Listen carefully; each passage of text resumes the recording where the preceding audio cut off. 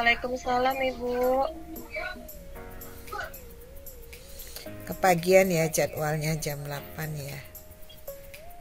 Iya Bu, sebelumnya kita mundur di jam 9 sih Bu. Oh gitu. Kenapa nggak bilang? Atau lebih ini lagi bisa loh. Dari jam 10 juga nggak apa-apa sebenarnya. Oke. Ya, itu Bu. Kita minggu depan kita ini ya schedule. Jam 10 ada kuliah nggak? Nggak ada sih Bu, Sabtu cuman dengan Ibu saja. Oh gitu. Atau jadwalnya diganti hari lain? Nggak apa-apa sih Bu, Sabtu aja sih Bu. Sabtu aja ya. Kayaknya pada ini juga. Tapi mungkin jamnya jangan kepagian ya. Iya Bu. Atau jam 10. Benar. Jadi bisa olahraga dulu ya kan? Saya juga Benar, Bu.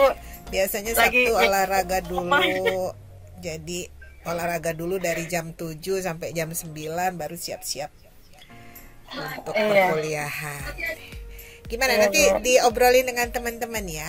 Kalau misalnya minggu depan bisa jam 10 lebih bagus. Tapi Baik, Bu.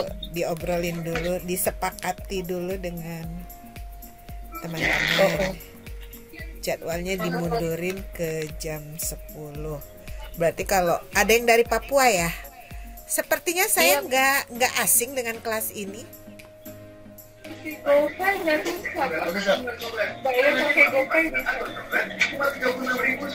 Saya pernah kan ya masuk di kelas ini ya. Karena nama-namanya saya nggak asing nih. Sebelumnya saya pernah masuk apa? Mata kuliah apa? Belum? Belum, Belum pernah? belum. Masa?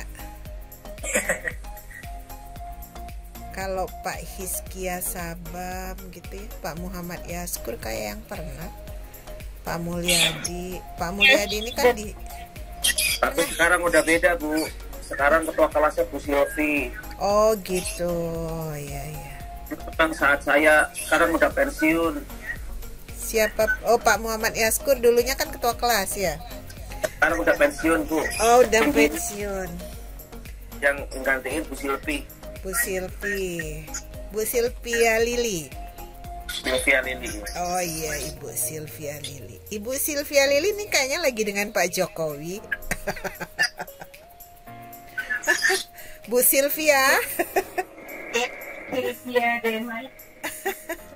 Lagi ada apa dengan Pak Jokowi? Oke, kalau ini kan kemarin setengah semester sudah bersama dengan Pak siapa? Pak Megandaru ya kan? Ini kan saya melanjutkan setengah. Karena kemarin waktu kemarin saya masih ada perkuliahan sih ya di S3. Jadi sepakat kemarin yang masuk duluan Pak Megandaru. Dan ini merupakan mata kuliah baru sebenarnya ya, di kurikulum baru. Mata kuliahnya itu adalah teori. Mata kuliahnya apa Bapak Ibu? Teknologi dan komunikasi pemerintahan Ibu. Iya, jadi teori dan terapan ya kan? Teknologi Iya, Bu. dan komunikasi pemerintahan. Ya, kalau sebenarnya kalau berkaitan dengan teknologi ya juga ada teknologi informasi dan komunikasi ya sebenarnya ya, TIK. Karena penerapan TIK di bidang pemerintahan itu yang kita kenal dengan electronic government, ya kan? Kalau sekarang mungkin diterapkan di Indonesia itu adalah SPBE ya, sistem pemerintahan berbasis elektronik. Ada yang dari mungkin Bapak Ibu juga sudah tidak terlalu asing karena sekarang kan memang sedang diinikan ya, SPBE itu sedang diterapkan gitu ya. Dari sisi kebijakannya pun sudah di launching ya di 2020 kemarin kan, berdasarkan apa? Kepres ya. Oke Bapak Ibu, kita mulai saja ya. Assalamualaikum warahmatullahi wabarakatuh. Sambil nanti ini yang lain bergabung. Tapi untuk minggu depan jadwal kalau memang mau dirubah, ini Ibu Sylvia belum aktif ya. ketua kelasnya Ibu Sylvia Demaisi ya, yang ketua kelas ya. Oh iya, Ibu Sylvianya ada 2 sih ya. Sylvianya ada 2 memang ya di kelas ini ya. Ya, jadi mangga ya Ibu disepakati di kelas. Kalau ini nanti hubungi aja saya kalau misalnya minggu depan kita bisa memulainya pukul 10 ya, Bu Sylvia ya. Kalau minggu lalu mulainya jam 9 ya, pokoknya apakah jam 9 atau jam 10. Kalau saya sih kalau mau mulai jam 10 lebih ini, jadi bisa olahraga dulu, jadi seger gitu kan, sudah olahraga pagi. Karena kesempatan olahraga itu biasanya Sabtu Minggu ya kan.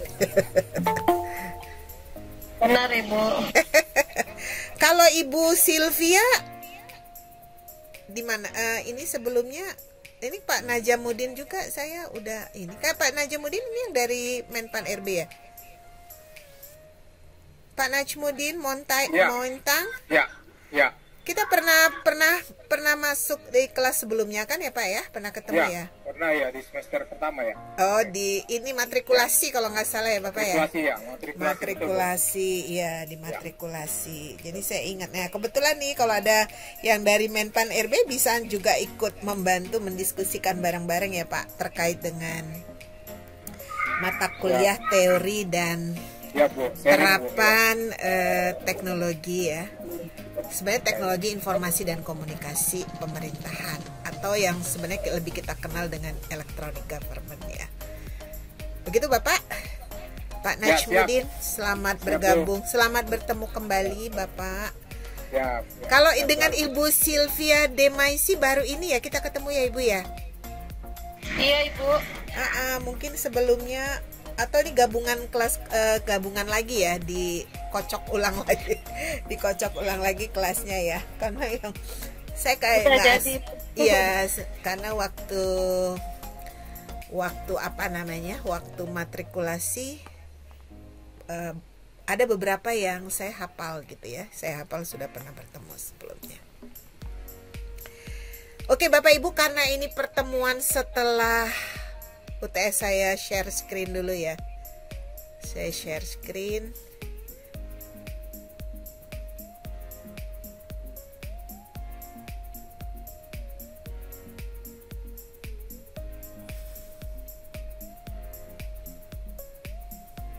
Tapi sebentar, sebelumnya saya ini dulu. Sebentar Bapak Ibu. Saya pikir saya nggak perlu memperkenalkan diri karena sudah pada kenal, tapi ternyata ada juga yang belum ya, belum pernah ketemu sebelumnya.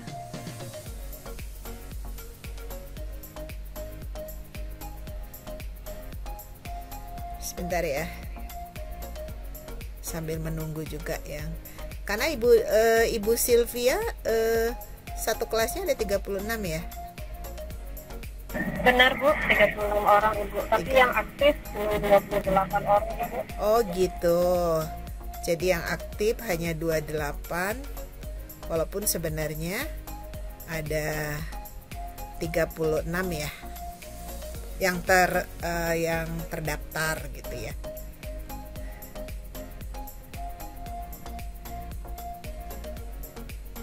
Yang pengen lulus cepat Bu. Iya, yang pengen lulus cepat. Iya, sebenarnya itu pilihan.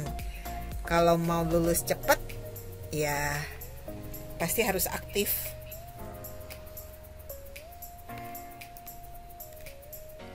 Dipaksain aktif Bu. Iya betul. Harus, karena kan sudah mendaftar. Kalau sudah dimulai kan harus ada. Iya, harus diselesaikan gitu. Sebentar Ibu, ini materinya lagi di ini dulu. Siap Ibu.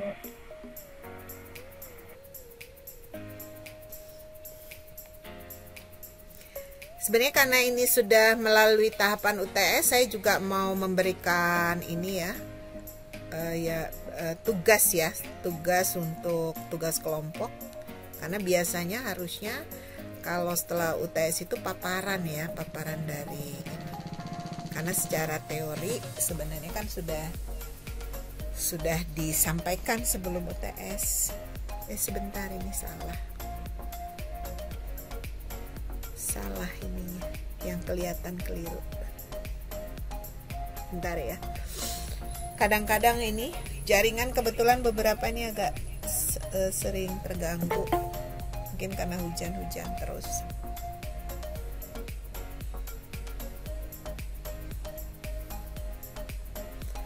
Sebentar lagi loading. Tapi suara saya kedengaran ya? Jelas, Bu. Ya, sudah terlihat Bapak Ibu. Pagi-pagi belum berkenalan sudah dikasih tugas kelompok sebelum saya lupa. Jadi selalu di awal. Ini biar supaya nanti dipersiapkan dengan baik ya.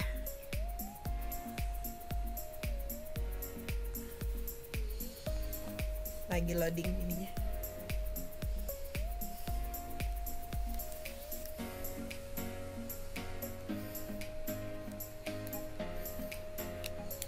Ini ada yang kebuka. Salah, ini bukan yang ini.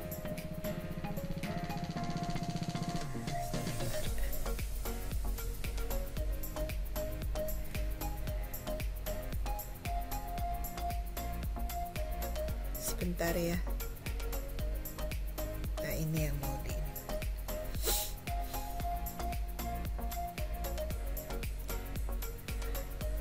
Bapak Ibu sudah kelihatan?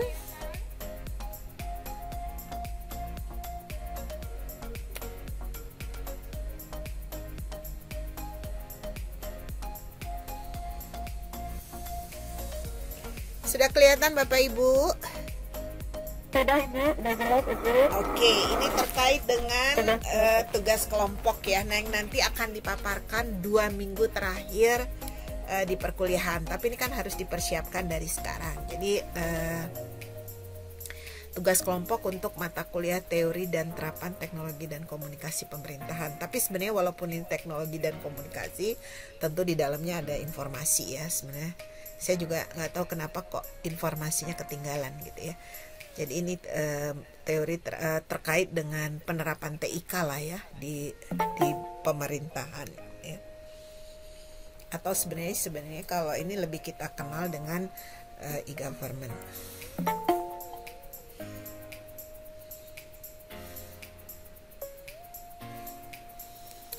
Nah, tugasnya ini nanti sebenarnya biasanya, karena ini kan sekarang tim teaching ya dosennya. Kalau biasanya dosennya satu tuh biasanya setelah UTS itu udah mulai paparan. Tapi ini nah ini terkait dengan proyek dan paparan. Jadi membuat makalah dan presentasi.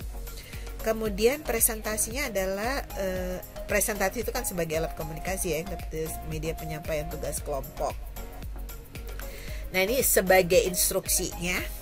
Nanti saya share juga ini ya Ibu Sylvia. Mungkin nanti saya bisa minta ininya Bu Sylvia juga nih, kontak. Nah, ini tadi kan dibilang ada 36 yang terdaftar, tapi kemudian yang aktif 28. Nah, semua peserta kuliah ini dibagi ke dalam 5 kelompok ya, 5 kelompok. Tapi 5 kelompok karena ada 5 topik yang akan diberikan gitu. Nanti silakan ketua kelas dengan teman-teman di kelas membagi kelompok, karena saya yakin semua anggota mata kuliah ini sebenarnya sudah punya referensi yang kuat terkait ini, bahkan mungkin sudah menerapkan dan mungkin juga menjadi terkait langsung juga ya di dalam menelurkan, melaunching kebijakan-kebijakannya, bahkan mungkin mengevaluasi pelaksanaannya juga di daerah seperti di Menpan misalnya ya. Nah, tiap kelompok ini membahas satu topik ya. Topiknya itu antara lain kelompok 1, tapi ini boleh nanti ketua kelas di ini ya. Paling tidak saya menyebutnya kelompok 1 atau yang topik pertama itu terkait dengan e-government dan pengelolaan urusan publik ya. Kemudian topik kedua itu e-government dan reformasi birokrasi pemerintahan. Ini topik, judul bisa menyesuaikan gitu ya. Kemudian kelompok ketiga itu terkait dengan e-government dan pelayanan publik. Kemudian kelompok yang keempat itu terkait dengan e-government dan demokratisasi. Kemudian kelompok kelima ini e-government dan perencanaan pembangunan. Jadi bagaimana e-government itu diterapkan terkait dengan pengelolaan urusan publik, kemudian e-government dan reformasi birokrasi pemerintahan gitu ya. Kemudian kelompok ketiga ini e-government dan pelayanan publik ya, atau public services. Kemudian kelompok 4 ini e-government dengan demokratisasi. Kelompok 5 e-government dan perencanaan pembangunan. Jadi dari seluruh peserta mata kuliah, nah itu nanti mohon ketua kelas dan teman-teman menyepakati untuk membagi kelompoknya. Kemudian tiap kelompok membuat semacam makalah lah ya, riset yang berbasis pada case study gitu ya, tentang penerapan e-government sesuai dengan topik yang menjadi tugasnya. Tadi yang misalnya kelompok 1 ya terkait dengan urusan publik, yang kelompok 2 dan seterusnya. Kemudian proyek tersebut akan dipaparkan pada pertemuan kuliah ke-12, 13 dan 14 atau 3 pertemuan, minimal 2 pertemuan akhir lah ya. Mudah-mudahan di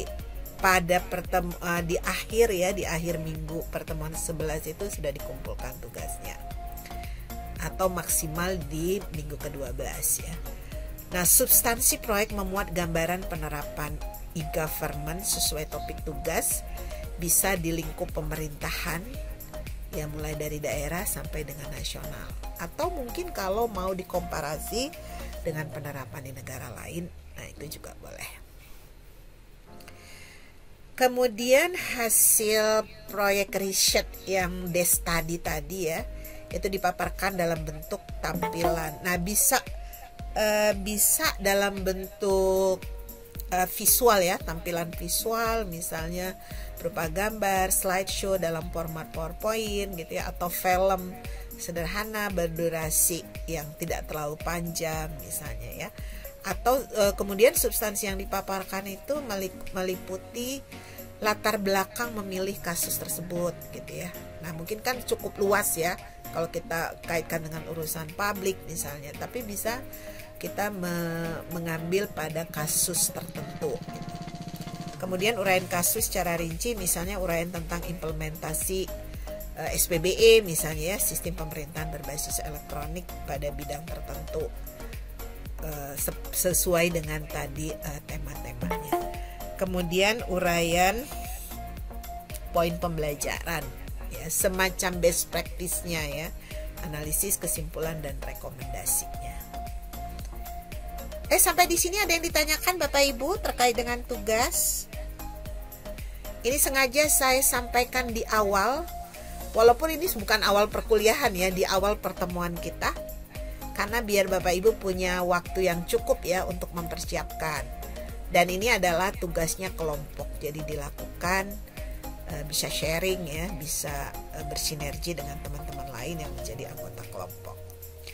Nah, kemudian batas waktu pengumpulan tugas itu pada pertemuan ke-11. Tapi tadi boleh ditoleransi ke-12 ya. Nah, itu dikumpulkan melalui alamat email etin.indrayani@ipdn.ac.id.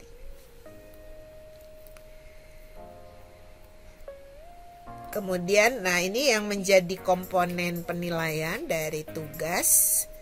Jadi kesesuaian pilihan kasus dengan topik yang ditugaskan. Topiknya tadi kan ada 5 ya. Kemudian kesesuaian substansi paparan dengan penugasan. Jadi kalau nanti tugasnya bagus, bisa saja dibebaskan dari ujian akhir semester gitu. Tapi kalau tidak, ya harus mengikuti ujian akhir semester. Kemudian keunikan kasus dan sudut pandang analisis ya. Nah, ini komponen-komponen nanti yang akan menjadi item penilaian. Kemudian manfaat teoritis dan praktis dari poin pembelajarannya, dari poin pembelajaran kasus yang dipaparkan ya. Kemudian yang terakhir adalah tentu saja kekompakan kelompok. Nah, ini tentu saja harapannya semua bisa berkontribusi ya. Berkontribusi sesuai dengan kesepakatan ya pembagian di dalam kelompoknya. Nah, seperti itu Bapak Ibu tugasnya. Ada pertanyaan Bapak Ibu terkait dengan tugas kelompok? Ini sengaja saya paparkan di awal ya.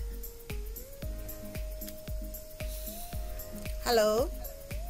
Ya, Ibu. Terkait tugas nanti saya share ya ke mungkin nanti Ibu ketua kelas, saya bisa minta kontaknya, nanti saya share terkait ini. Atau melalui Mas Supri ya. Mas Supri ya. Melalui Mas Supri. Nah, itu terkait dengan tugas kelompok ya. Kemudian terkait referensi mungkin kan sudah diinfokan di awal perkuliahan. Di awal perkuliahan ini apa saja yang menjadi referensi. Tapi tentu tidak terbatas pada e-book misalnya. Tentu lebih baik lagi harus dengan jurnal ya, jurnal-jurnal yang lebih baru gitu kan, lebih baru. Nah, itu lebih bagus lagi ya dengan jurnal-jurnal.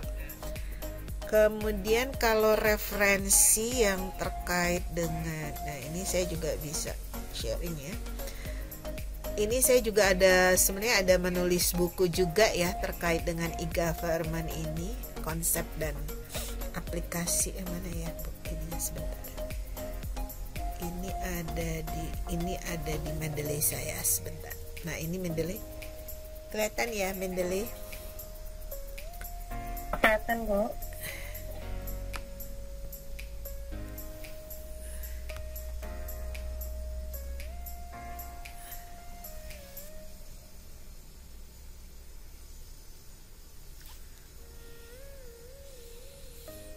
My publication kok enggak ini sih.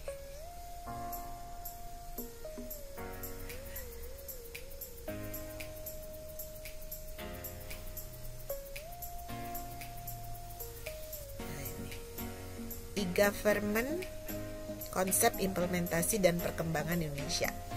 Tapi tentu saja nanti lewat jurnal itu jauh lebih ini ya, jauh lebih apa namanya. Ini mungkin konsep-konsep yang kok ini ya, lelet amat, lelet sekali.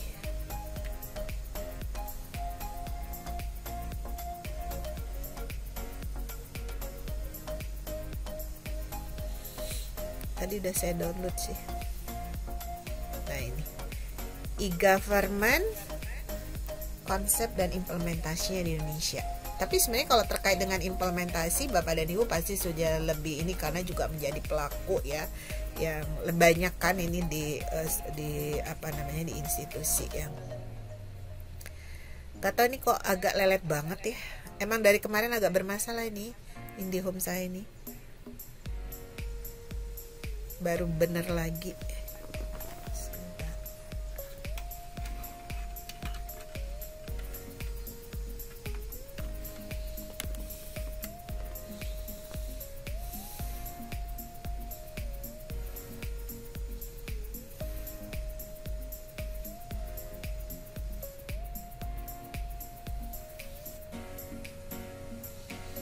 Bener-bener bermasalah nih.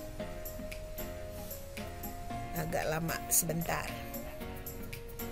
Ya, ini buku ini sebenarnya buku e-government, konsep implementasi dan perkembangannya di Indonesia. Walaupun ini ya dipublikasinya sih udah 2020 ya, tapi nah ini juga mungkin bisa menjadi salah satu rujukan juga nanti.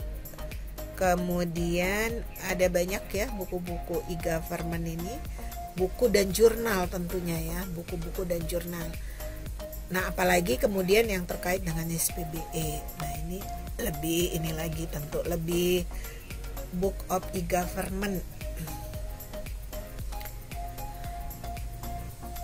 Nah, ini e-government. Nah, terutama nanti juga yang terkait dengan e-government research ya, penelitian yang terkait dengan e-government. Nah, biasa atau ini misalnya current issue, tapi ini udah terbitan 2007 ya, current issue current issues and trends e-government research. Nah, terutama nanti kalau Bapak Ibu kan sebenarnya mata-mata kuliah ini menjadi salah satu inspirasi ya untuk kita meneliti ya, untuk kita meneliti terutama tesis. Nah, ini terkait dengan current issues and trends in e-government research. Nah, kira-kira di penelitian-penelitian yang terkait dengan e-government itu apa saja gitu ya yang paling banyak diteliti. Nah, kemudian kalau nanti Bapak dan Ibu ingin meneliti itu terkait dengan tesis misalnya. Nah, kira-kira dari statement research gap atau ininya terkait dengan novelty gitu ya, novelty apa yang, karena isu-isu ini kan sangat ini ya, sangat menjadi tren sekarang gitu. Nah, ini salah satu buku juga yang bisa menjadi rujukan Donald Norris ya, Current Issues and Trends and E-Government Research ya. Jadi terkait dengan ini. Kemudian terkait juga dengan ini banyak ya, beberapa buku-buku itu nanti bisa di di download atau di ini. Kemudian ini misalnya e-government research policy and management, policy yang terkait dengan kebijakan dan manajemennya.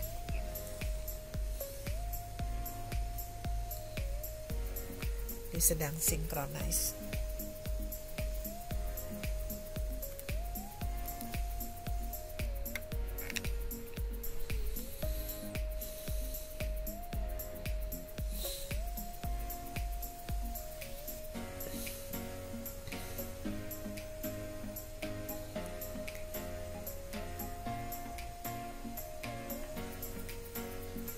Kalau ada pertanyaan tentang tugas boleh ya Bapak Ibu ditanyakan.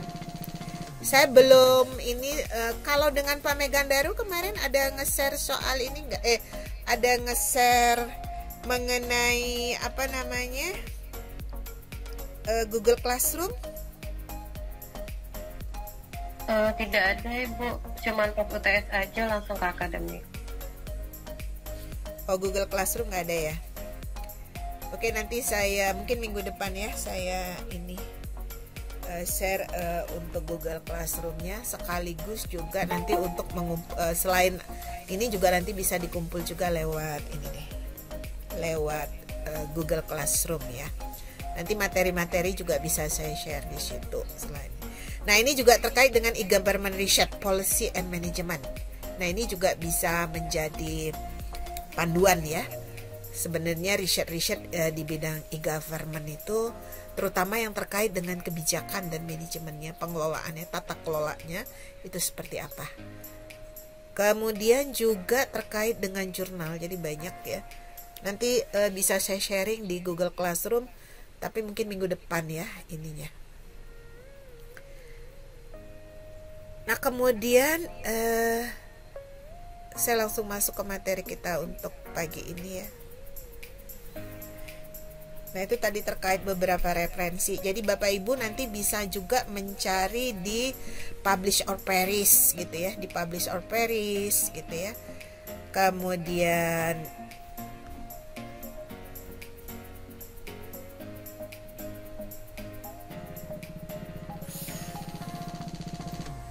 kalau belajar e-government ini mungkin salah satu kendalanya juga infrastruktur IT ya.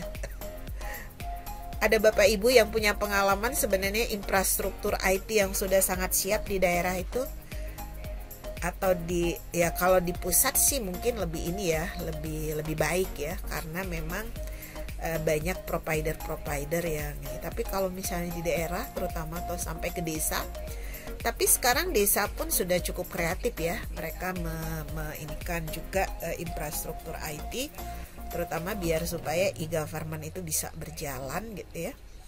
Nah, misalnya menggunakan RT RW parabola gitu ya, RT RW net gitu ya, misalnya salah satunya. Nah, ini cukup terkendala nih. Saya aja yang di Jatinangor aja nih sering ini. Nah, ini sekarang kita masuk ke prakondisi penerapan IGAF, karena sebenarnya materi setelah UTS itu lebih ke implementasi IGAF di Indonesia ya. Nah, ini prakondisi terkait dengan penerapan e-government. Nah, ini adalah outline atau pokok bahasannya. Mengapa perlu ada prakondisi, kemudian apa saja elemen kunci penerapan e-government ya. Jadi case success faktornya itu apa, berdasarkan tentu saja pengalaman di beberapa negara gitu ya, berdasarkan hasil kajian atau riset. Kemudian apa yang perlu dipersiapkan, siapa saja yang harusnya terlibat gitu ya. Nah, kemudian bagaimana perkembangan e-gov di Indonesia dan apa yang sudah dilakukan ya. Nah, mengapa perlu ada prakondisi? Kalau menurut Bapak Ibu, mengapa perlu ada prakondisi? Nah, ini beberapa yang ini ya, penerapan e-government itu merupakan satu proses ya. Jadi memang harus dipersiapkan sedemikian rupa, harus ada roadmap, ada blueprint dan lain-lain, master plan-nya gitu ya. Kemudian identifikasi terhadap kesiapan penerapan e-government itu terutama untuk membantu melakukan pemetaan ya, terutama isu pokok dan masalah-masalah yang mungkin dihadapi dari sekian banyak aspek misalnya. Kemudian merumuskan alternatif solusi, memanfaatkan peluang yang muncul dari berbagai pihak atau stakeholder. Kalau menurut Bapak Ibu, nah pengalaman di daerah, kita sambil diskusi, pengalaman di masing-masing instansinya. Kan sekarang sudah mulai ya diterapkan. Nah, bagaimana dengan prakondisi yang sudah prakondisi yang disiapkan itu seperti apa dan sejauh mana itu sebenarnya sangat membantu ya, menjadi faktor kunci juga gitu.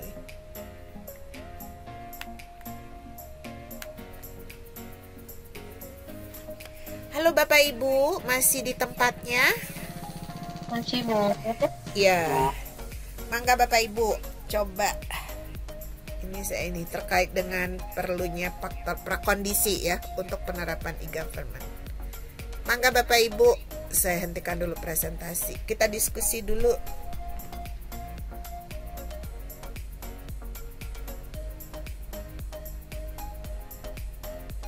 Bapak Ibu silahkan memberikan pendapat. Pak Gilang Ramadan yang mana ini? Kok kayaknya pada ini ya? Iya Bu. Sedang apa Bapak? Lagi di jalan Bu. Oh, di jalan. KRL. Ya? Oh, Iya, lagi di KRL. Mau kemana? Mau ke Jakarta Bu, habis dari Bogor.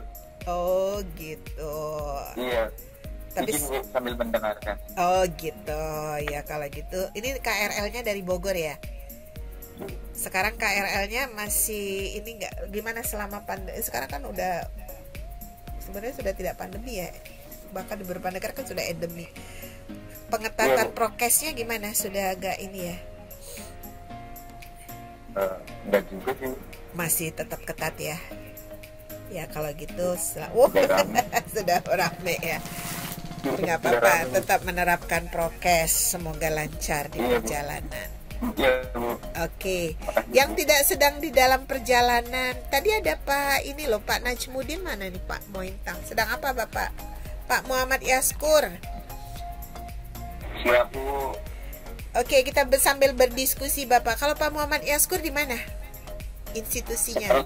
Ada di rumah Bu, tapi nggak enak badan Bu. Kenapa kok nggak enak badan? Ya biasa Bu, kecapean. Kecapean, jadi harusnya memang hari Sabtu itu waktunya istirahat ya. Apa-apa Bu. Menyimak Bu. Menyimak ya. Tapi kalau untuk komentar belum dulu Bu. Ya oke, kalau begitu. Padahal kita udah kuliah setengah semester loh ini. Harusnya bagian setelah UTS itu tinggal diskusi aja. Iya Bu, baik Bu. Tunggu sebentar, saya lanjutkan lagi ya Bapak, yang terkait dengan tadi faktor prakondisi.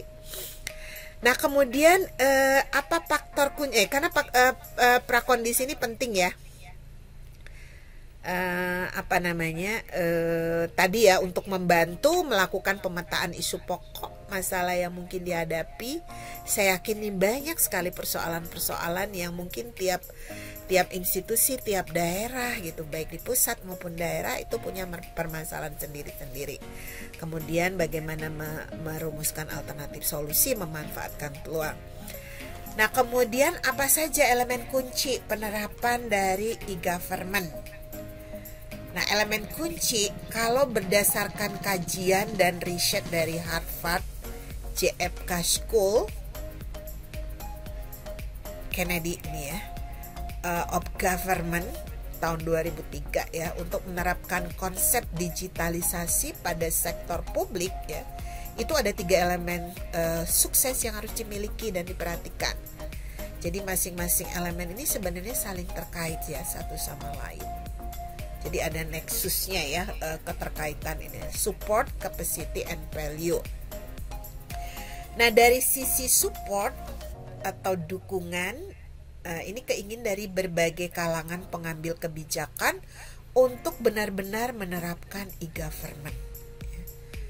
Kemudian disepakatinya kerangka e-gov sebagai elemen kunci yang harus diprioritaskan. Jadi harus benar-benar prioritas dan tidak bisa lagi sebenarnya parsial ya, harus terintegrasi ya. Nah, bagaimana nanti kalau masing-masing sudah punya apa ya? Sudah punya inisiasi, kadang-kadang kan sudah ada punya inisiasi, dan bagaimana mengintegrasikan terutama dari sisi aplikasi ya. Nah, itu interoperabilitasnya bagaimana. Nah, itu yang juga. Kemudian dialokasikannya sejumlah sumber daya, baik itu dari sisi money gitu ya. Kemudian waktu, information, dan lain-lain. Dibangunnya berbagai infrastruktur agar tercipta lingkungan kondusif bagi e-government. Jadi dibangun berbagai infrastruktur. Nah, ini kita infrastruktur ini kan juga mungkin di perkotaan ini, tapi bagaimana di pedesaan. Meskipun beberapa desa itu ada yang best practice ya, mereka menginisiasi membangun sendiri infrastruktur gitu ya, dengan teknologi yang tentu saja appropriate ya buat mereka. Nah, kemudian disosialisasinya konsep e-gov secara merata, kontinu, dan konsisten. Jadi harus benar-benar tersosialisasi secara baik, konsepnya merata, kemudian kontinu dan konsisten. Kemudian dari sisi, nah ini juga nanti kan terkait dengan kebijakan-kebijakan ya, capacity atau kapasitas. Nah, ketersediaan sumber daya yang cukup untuk melaksanakan berbagai inisiatif e-government. Kemudian ketersediaan infrastruktur TI yang memadai dan ketersediaan SDM yang kompeten ya. Baik dari sisi provider maupun dari sisi user. Ya, dari sisi pengguna gitu ya, dari sisi provider termasuk ada admin, ada operator, ada segala macam ya. Kemudian dari sisi SDM, kemudian bagaimana proses bisnis itu benar-benar membuat orang menjadi acceptance gitu ya, mau menerima teknologi itu. Nah, ini terkait dengan teknologi acceptance ya. Jadi tingkat penerimaan orang terhadap teknologi jangan sampai ketika dia digitalisasi, diotomatisasi, diintegrasi, kemudian malah tidak user friendly gitu ya, jadi tidak ramah pada pengguna gitu. Kok jadi ruwet gitu ya? Mau misalnya yang paling sederhana aja, misalnya mau lupa password. Nah, ini kan kadang-kadang lupa password itu apakah bisa dengan cepat gitu ya? Bisa dilakukan kalau kita rubah, kita bisa melakukan apakah harus melalui admin, harus melalui ini, atau kita bisa secara otomatis bisa dilakukan sendiri gitu ya di dalam aplikasi. Jadi tidak menunggu gitu, tidak ini, sehingga memudahkan. Kemudian ada value atau nilai. Nah, ini berdasarkan kajian ya di beberapa negara, karena mungkin dulu ya lebih banyak kan gagalnya kalau proyek e-government ini dibanding suksesnya. Nah, mudah-mudahan kalau kita nanti setelah menerapkan SPBE dan semua dilakukan secara terintegrasi, nah kita bisa sukses gitu ya menerapkan ini. Dan ini sebenarnya faktor kunci. Kemudian value, nilai. Nah, adanya manfaat bagi seluruh pihak stakeholder, terutama pengguna e-gov. Prioritas dalam menentukan jenis layanan e-gov. Nah, apa dulu nih yang mau diindikan? Kita sekarang yang sudah betul-betul terintegrasi itu misalnya layanan kependudukan ya. Kemudian pengadaan gitu ya, pengadaan secara elektronik. Nah, layanan kependudukan ini penting karena dia menjadi layanan dasar bagi pelayanan publik lainnya. Makanya datanya harus benar-benar bisa dipercaya, bisa dibagi pakaikan gitu ya. Nah, perlu ada kerjasama karena salah satu mungkin yang menjadi kendala itu kan faktor berbagi pakai ini ya. Nah, ini kan harus betul-betul benar-benar bisa dibagi pakaikan kepada seluruh stakeholder yang membutuhkan, sehingga pelayanan-pelayanan publik itu bisa benar-benar terintegrasi, jadi efisien, efektif ya. Nah, dari kedua elemen terutama yang support dan capacity itu merupakan dua buah aspek yang dilihat dari sisi pemerintahan ya. Dari sisi pemerintah selaku pihak pemberi jasa atau providernya, penyedia. Kemudian dalam hal ini yang menentukan besar kecilnya satu manfaat yang diperoleh dengan adanya e-government bukanlah kalangan pemerintahan sendiri, melainkan juga masyarakat ya. Jadi ini konsep governance gitu ya. Nah, ini kan akan terkait ya pihak-pihak yang. Nah, untuk itulah pemerintah harus benar-benar teliti di dalam memilih prioritas jenis aplikasi e-government apa saja yang harus didahulukan. Karena kalau untuk betul-betul secara menyeluruh itu kan berat ya. Jadi harus ada roadmap-nya mana yang harus didulukan agar benar-benar memberikan manfaat secara signifikan dirasakan oleh masyarakat ya. Nah, ini elemen kunci penerapan dari e-government ya. Ini menurut kajian atau riset Harvard JF School yang mereka lakukan terhadap negara-negara di seluruh dunia ya. Nah, mereka kemudian menyimpulkan bahwa ada 3 aspek ini yang bisa menjadi elemen sukses ya, yang harus dimiliki dan diperhatikan sungguh-sungguh. Jadi ada kata sungguh-sungguh ya, nggak bisa selewat-selewat aja gitu. Harus ada komitmen yang kuat gitu ya, political will gitu kan. Nah, kemudian apa yang perlu disiapkan? Bapak dan Ibu silakan ya, kalau ada yang mau menambahkan mungkin pengalaman Bapak dan Ibu di institusi masing-masing. Nah, itu silakan kalau mau ditambahkan. Nah, ini di sini apa yang perlu disiapkan dari sisi struktural maupun culture-nya ya, budayanya. Nah, di sini dari sisi struktural ada kebijakan, kemudian ada infrastruktur. Infrastruktur ini terkait dengan hardware, software, sistem informasi gitu ya. Kemudian dari sisi culture, dari sisi culture ini ada knowledge based activity, information society, jadi mempersiapkan masyarakat berbasis informasi. Kemudian adalah manajemen perubahan ya, change management, jadi harus ada perubahan mindset. Kalau misalnya mungkin salah satu permasalahan di lingkungan kita ya, itu budaya yang harus menghadap misalnya ya.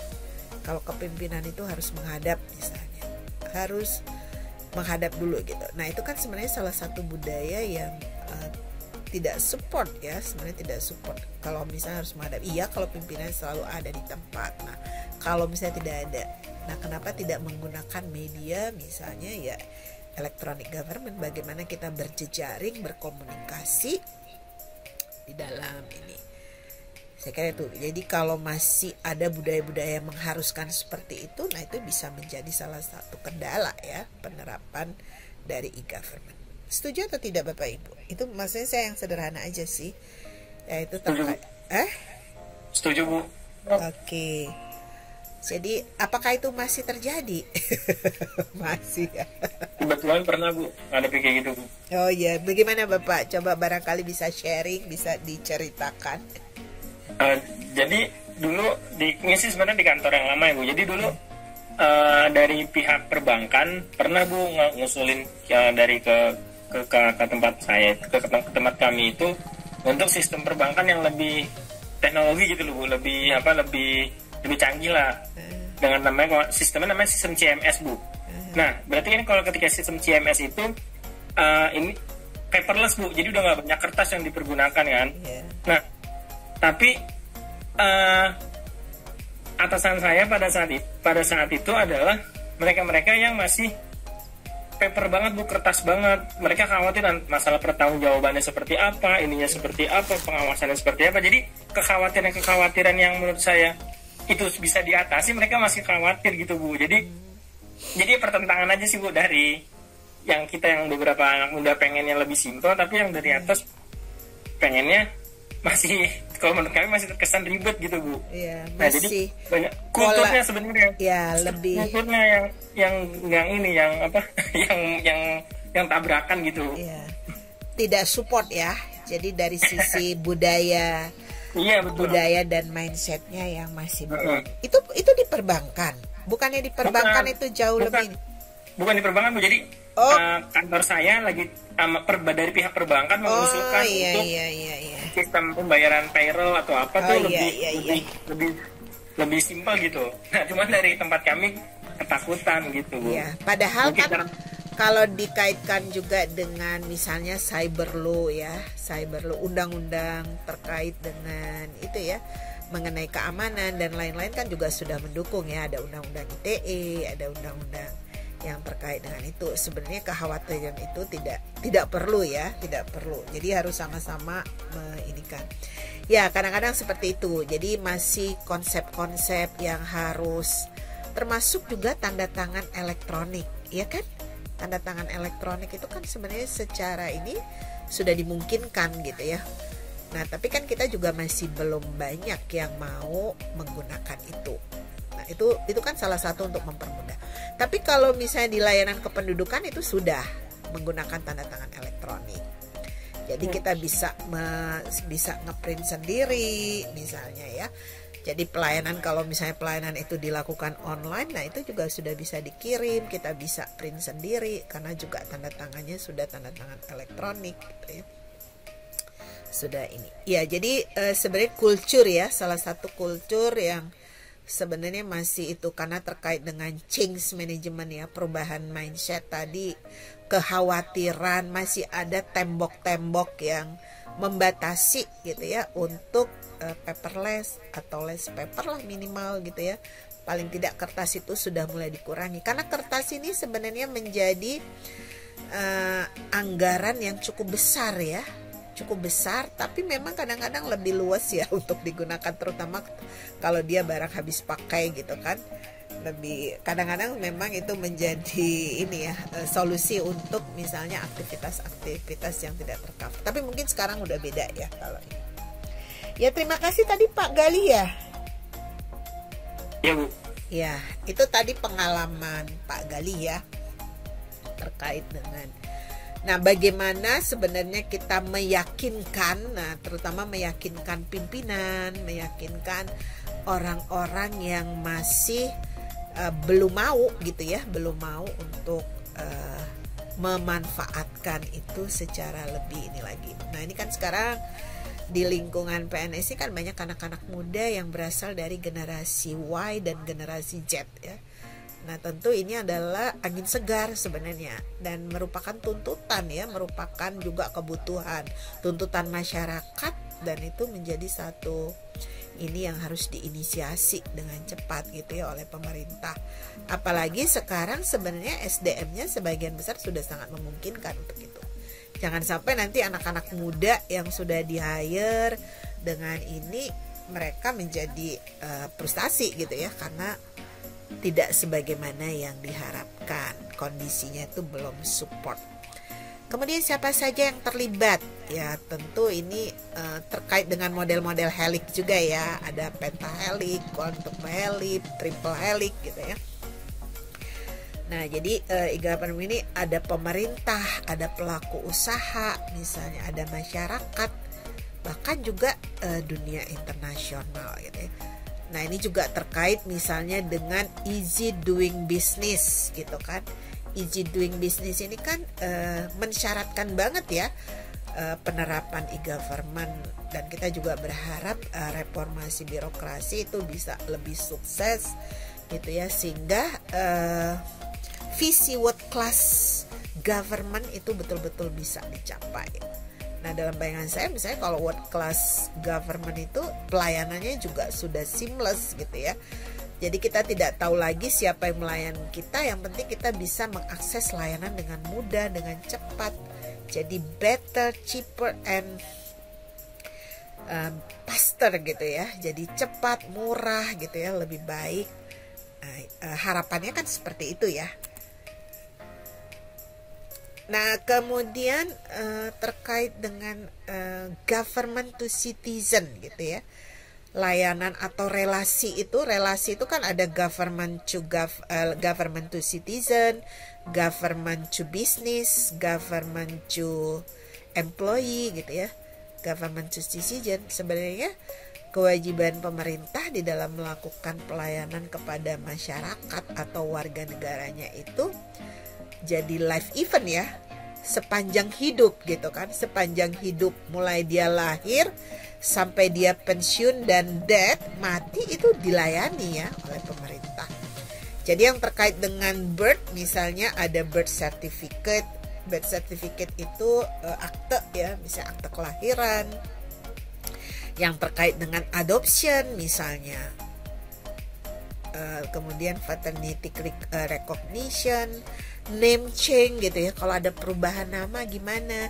Nah, itu semua pasti harus dilayani kan oleh pemerintah. Kemudian setelah lahir ada kaitannya mungkin dengan education, kemudian ada kaitannya dengan transport, job, tax, marriage, housing misalnya ya, health, culture and sport, travel, pension, sampai dengan death. Jadi sebenarnya pemerintah itu mengurusi masyarakat itu mulai dia lahir sampai mati gitu ya, sampai meninggal.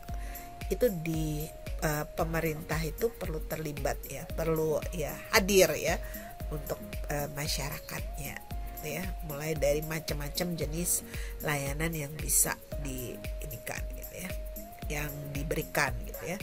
Jadi mulai dari yaitu tadi mengurus akte kelahiran misalnya ya, kalau terkait dengan education mulai dari student information dan lain-lain ya, sampai dengan admission gitu ya, enrollment, sampai dengan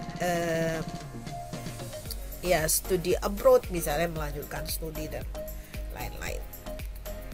Nah, kalau dengan kematian misalnya pemakaman gitu ya, sampai pemakaman dan lain-lain yang terkait ya dengan kematian ya dan seterusnya. Jadi itu semacam roadmap ya to effective e-government. Jadi life event approach for citizens. Kemudian, nah ini adalah evolution ya, evolution of e-government discourse. Jadi evolusi dari e-government. Nah, kita di Indonesia itu sebenarnya sudah evolusinya sudah sampai di mana gitu ya. Nah, ini sebenarnya sumbernya dari tulisan dari Barsevius et al. Ya. Ini mengenai exploring digital government transformation. Tapi ini sebenarnya di Europe diinikannya. Jadi e-government 1 ya, point zero misalnya. Kalau untuk e-government yang masih e-government 1 itu apa aja, misalnya first one way government oriented operation on a national level, jadi masih satu arah gitu ya. Kemudian paper transaction replaced by worldwide ya tadi website misalnya ya. KICT areanya ICT Infrastructure Organization and Management, itu masih di level yang organisasi yang pertama ya. Kemudian e-government yang kedua nih yang 2.0 ya, citizen oriented operation. Jadi operasinya itu sudah berorientasi kepada warga negara ya.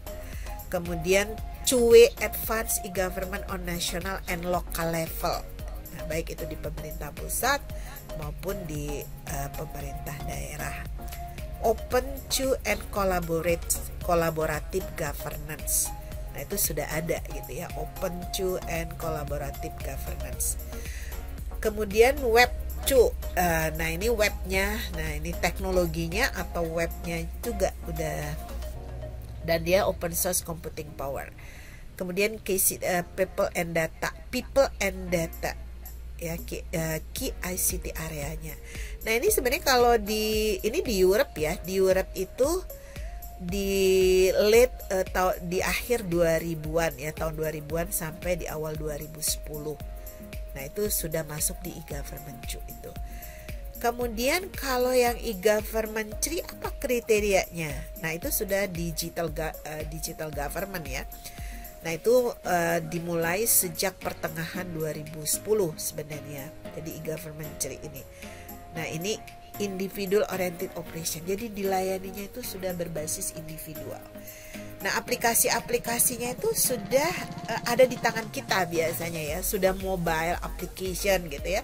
Jadi layanan itu sudah bisa kita akses secara individual melalui misalnya handphone gitu ya. Melalui handphone kita bisa download di ini kan. Nah, kemudian smart and intelligent government also on international level ya. Smart and intelligent government. Kemudian data and evidence based decision making. Jadi pengambilan keputusan itu ya sudah berdasarkan pada data gitu ya. Jadi ada bukti-bukti ya yang dijadikan ininya. Kemudian public service anytime and anywhere. Jadi pelayanan publik itu sudah sepanjang waktu, kapan aja gitu ya. Nah, berarti kan itu sudah online services ya. Bahkan mungkin sudah one stop services. Kalau di kita sudah pelayanan terpadu satu pintu misalnya ya. Pelayanan terpadu satu pintu. Dan mereka juga sudah no stop services ya. Jadi sudah tidak ada jadwal pelayanan gitu ya. Jadi sudah no stop services. Jadi bisa kapan aja, di mana aja gitu ya. Anytime, anywhere gitu. Jadi 7 hari dalam seminggu, 24 jam dalam sehari gitu ya. KICT areanya cloud computing. Nah, ini sudah cloud ya. Sudah cloud, machine learning dan IoT. Nah, sudah menggunakan Internet of Things gitu ya. Sudah machine learning, sudah juga menggunakan AI mestinya ya. Artificial Intelligence.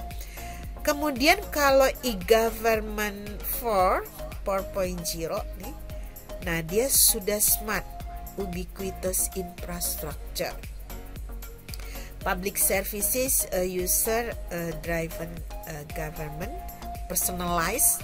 Jadi sudah pendekatannya itu sudah pribadi banget ya. Jadi kebutuhan kita bisa atur sesuai dengan kebutuhan kita masing-masing.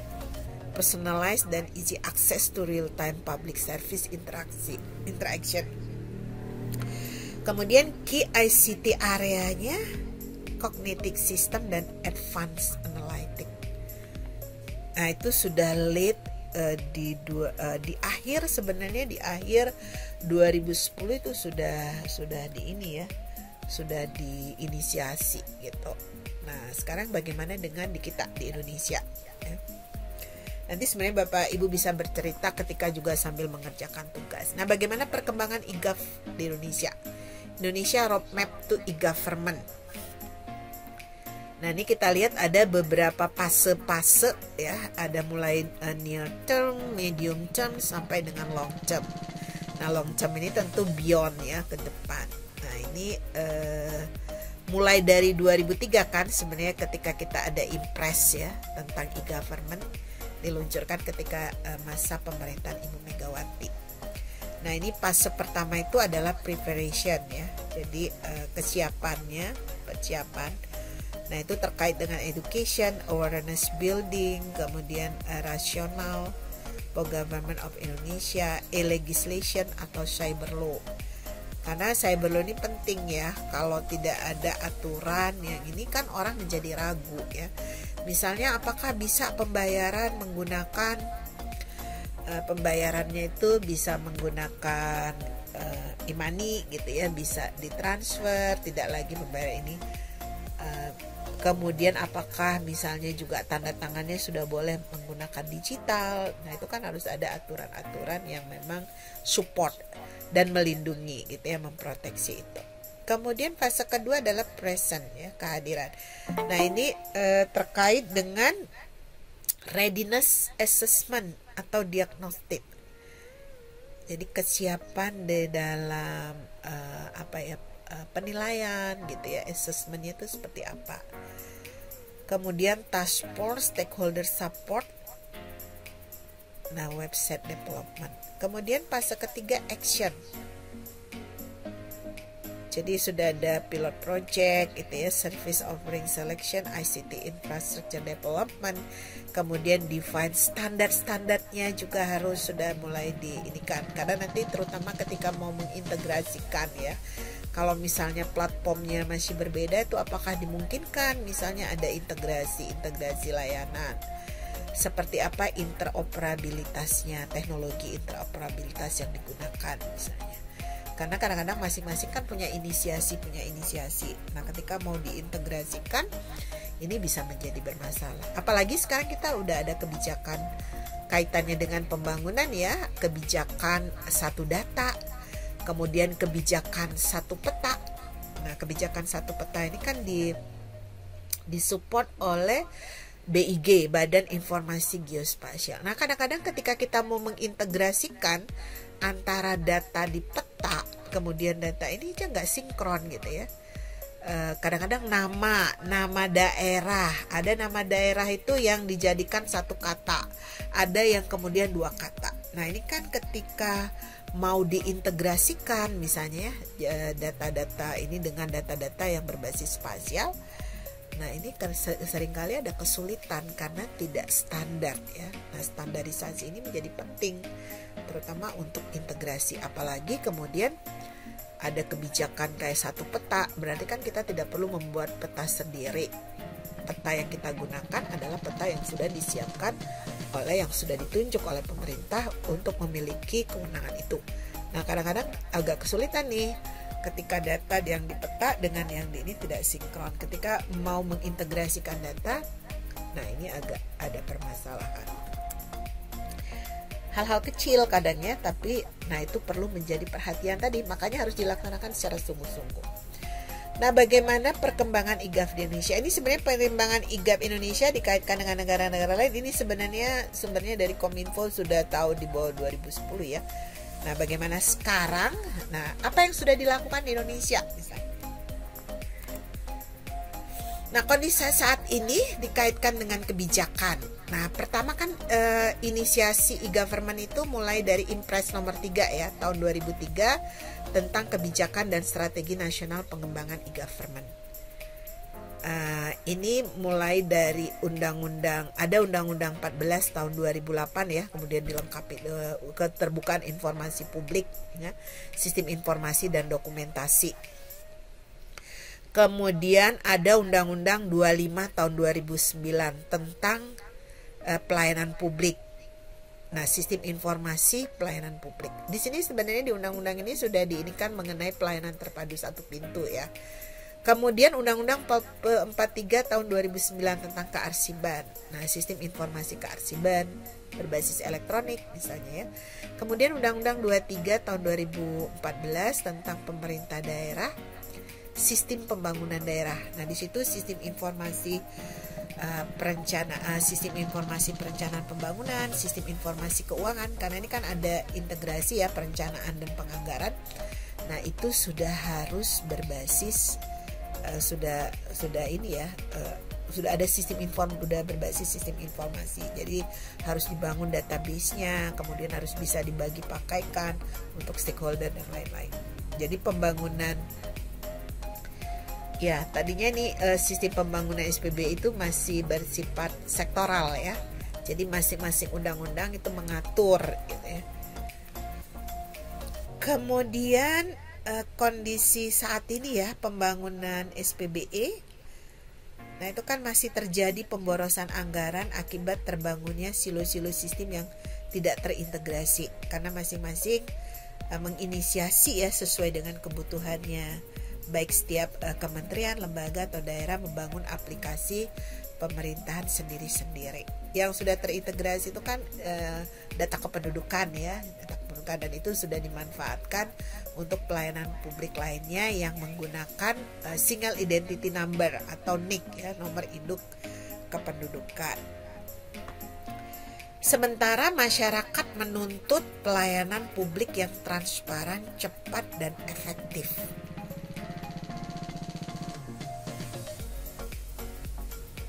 Nah ini kalau dari sisi aplikasi ya, 65% itu terdiri dari aplikasi umum dan 35% aplikasi yang khusus. Nah, dampak berantainya ini pemborosan anggaran ya, belanja TIK selalu bertambah setiap tahunnya. Tapi sekarang kan sudah dikoordinasikan ya melalui Kominfo. Jadi proyek-proyek IT itu harus dikoordinasikan. Kalau nggak salah ya, kemarin terakhir Pak Ibeng itu jadi melalui Kominfo ya, anggaran-anggaran itu disisir di sana. Akan tetapi utilitas TIK hanya mencapai 30%. Jadi masih jauh ya. Masih jauh dari harapan. Kemudian disintegrasi sistem informasi pemerintah, jadi belum terintegrasi. Kemudian resiko keamanan juga ya, validitas data pemerintah kurang diyakini. Jadi Pak Jokowi itu kan pernah mengeluh ya, data itu berbeda-beda antara institusi. Terus mana yang mau dipercaya? Kira-kira mana nih yang mau dipercaya? Karena setiap institusi mengeluarkan data dan itu tidak sinkron gitu ya, berbeda-beda gitu. Nah ini ya juga menjadi itu tadi, menjadi pemborosan, menjadi tidak efektif gitu ya, terutama di perencanaan pembangunan ya. Kalau sumber datanya tidak sama, tidak bisa dipercaya gitu ya, sehingga kita mau menggunakan data yang mana nih untuk ini. Nah sementara kita lihat ini total belanja TIK pemerintah ya dalam triliun itu sekitar dari periode 2014 sampai 2016 pusat dan daerah, ini sumbernya Kementerian Keuangan ya, itu tahun 2017 itu sekitar 12,7 triliun, cukup besar ya, walaupun sebenarnya katanya tadi utilitasnya masih hanya mencapai 30%. Nah itu makanya kalau dari hasil riset itu memang proyek IT e-government ini lebih banyak gagalnya ya dibandingkan berhasilnya gitu. Nah mudah-mudahan dengan kebijakan yang baru tentang SPB ini bisa lebih dioptimalkan gitu ya. Nah ini terkait dengan isu-isu aktual ya, transformasi digital birokrasi. Nah misalnya di sini harapannya kan aparaturnya harusnya handal ya. Jadi ASN yang memiliki kapasitas sesuai dengan kebutuhan organisasi dan memahami kebutuhan masyarakat. Fokus bagi masyarakat. Jadi pemanfaatan teknologi yang tepat ya, appropriate, sesuai dengan kondisi masyarakat dan ASN. Nah, ini kalau kita lihat di paling kiri dan paling kanan ini beberapa permasalahan ya yang masih dihadapi. Misalnya enggan untuk berubah, kemudian terkungkung pada cara konvensional seperti tadi yang disebutkan Pak Galih tadi ya. Tapi saya yakin kita semua mengalami itu ya, mengalami itu di lingkungan masing-masing ya. Kemudian ego sektoral ya, masih mengedepankan ego-ego gitu ya. Misalnya kalau misalnya ada informasi yang bisa dibagi pakaikan, kenapa kita harus meinikan sendiri gitu ya, meskipun kemudian ada anggaran, nah itu kan bisa harusnya dialokasikan bagi sumber lain yang lebih ini. Kemudian takut mainan sawahnya hilang, nah takut kewenangannya hilang gitu ya, kewenangannya hilang berarti juga supporting anggarannya juga hilang. Jadi di sini istilahnya takut mainan atau sawahnya hilang sumber ininya. Kemudian menganggap masyarakat belum siap pakai TI gitu ya. Kadang-kadang ini, masyarakat belum gitu, karena kadang-kadang memang mungkin nggak tersosialisasi secara baik aja gitu ya, atau masyarakat enggan menggunakan karena tadi terkait dengan teknologi acceptance ya, jadi tingkat penerimaan. Kalau kemudian akhirnya bikin ribet ya ngapain juga pakai gitu ya, jadi tidak dari sisi arsitektur, dari sisi teknologi, dari sisi ininya tidak betul-betul dipersiapkan secara baik gitu ya. Kemudian belanja TIK mahal, layanan masih ke loket. Ya karena tadi ya pemanfaatannya belum. Jadi baru sebatas pada keinginan gitu ya. Kadang-kadang keinginan pimpinan, apalagi itu sudah menjadi janji pada saat kampanye ya, terutama pimpinan yang terpilih ya, kepala daerah terpilih misalnya. Kadang-kadang inisiasi itu sangat tergantung pada mereka ya. Kalau mereka menginginkan, tapi kemudian tidak dipersiapkan master plan atau blueprintnya dengan baik. Nah itu keberlanjutannya pun seringkali tidak ini gitu ya. Kalau berdasarkan hasil riset dan kajian seperti itu gitu. Jadi ganti pimpinan itu kadang-kadang tidak berlanjut gitu ya, karena memang tidak ada komitmen, tidak ada blueprint yang memang betul-betul dipersiapkan untuk bagaimana nih menyiapkan kelanjutannya untuk segala aspek itu ya, mulai dari SDM-nya, infrastruktur, kebijakan dan lain-lain. Kemudian saat awal pandemi semua layanan public down, maka harusnya kan pelayanan berbasis elektronik ini menjadi satu kebutuhan dan menjadi solusi ya, bahwa pelayanan publik itu akan terus up dan berjalan. Kemudian revolusi industri 4.0 di luar sana kita masih ternyata kita masih dianggap di 3 ya, belum tune in dengan itu tadi. Jadi kita masih beranggapan bahwa yang namanya pemerintahan berbasis elektronik itu konvensional di IT kan gitu. Padahal juga mindsetnya juga harus berubah gitu ya. Termasuk salah satunya gini, harus menghadap gitu kan. Sebenarnya koordinasi itu bisa dilakukan menggunakan aplikasi gitu ya. Ada forum misalnya ya, ada chat, ada ini gitu. Kalau masih kita disuruh menghadap gitu, padahal orang yang mau kita hadap itu juga belum tentu ada. Nah itu kan bisa jadi kendala, nggak efisien, nggak efektif. Kemudian hanya pada fokus pada sektornya aja, ego sektoral tadi ya. Data pemerintah yang tidak terawat. Nah sekarang kebijakan satu data Indonesia dan kebijakan satu peta mestinya ini harusnya bisa mensupport ya. Ketakutan terhadap transparansi. Nah kalau sudah transparan kan nggak bisa ngakal-ngakalin lagi gitu ya.